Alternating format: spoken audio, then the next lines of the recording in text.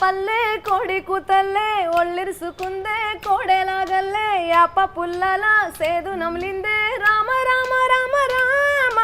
తలకు పోసుకుంది నా నేల తల్లే మనకి పూసుకుంది ముగ్గు సుక్కల్లే సద్ది ముట్టల్లే సగబెట్టుకుందే బాయి గిరకన పల్లె ఏ తెల్ల తెల్లని పాలదారల్ల పల్లె తెల్లారుతుంటదిరా గుళ్ళోని గంటలు కాడట్ల మెడలోన చెంటగా మోగుతా ఉంటాయిరా గొడ్డు గోదా పక్కన ఉంటే కొండంత బలగం ఉన్నట్టురా నాగలి భుజాన పెట్టుకుంటే దోస్తులు చెయ్యేసినట్టేరా చల్లగాలి మోసుకొచ్చేరా సేను సిలకల ముచ్చట్లు దారి పొడుగు సెట్లు కమ్మలా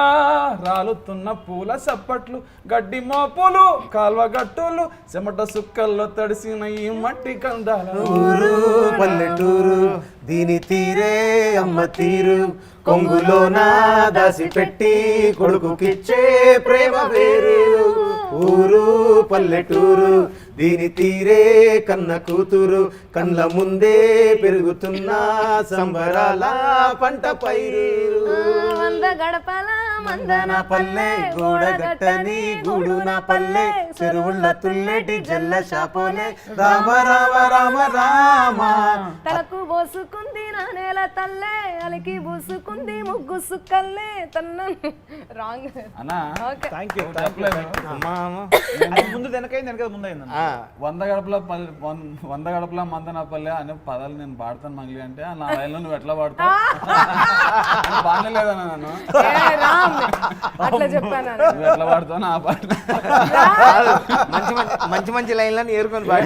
పాడేసింది ఏదో 4 లైన్లు నాకు ఇచ్చి కాదు ఆఖరికి నువ్వు పాడు అని చెప్పలేదని ఏడవాడమని చెప్పిన కోరస్ కదా నేను పాడతాను నా లైన్స్ అన్నది 4 వేలు ఇవ్వడం ఏంటి వాళ్ళు ఇచ్చారు లేదు నాకు అర్థమైంది అడిగి వాళ్ళు కూడా డామినేట్ చేస్తున్నావు నువ్వు కాదు హిందీలో రాజా హిందీలో సామెత ఉంటుంది కదా ఏక్ నారీ సప్పే భారీ అని అన్నా ఊరుకుండా కానీ కట్ చేయండి నిజంగా ఈ క్రమంలో చంద్రబోస్ అన్న రామజోగ శాస్త్రి గారు అనంత్ శ్రీరామ్ గారు మిగతా రచయితలు తోటి రచయితలందరూ సీనియర్ రచయితలందరూ కూడా మెచ్చుకున్నారు. ముఖ్యంగా దారి పొడుగు చెట్ల కొమ్మల రాలుతున్న పూల సప్పట్లు. అవును అది బోసన్న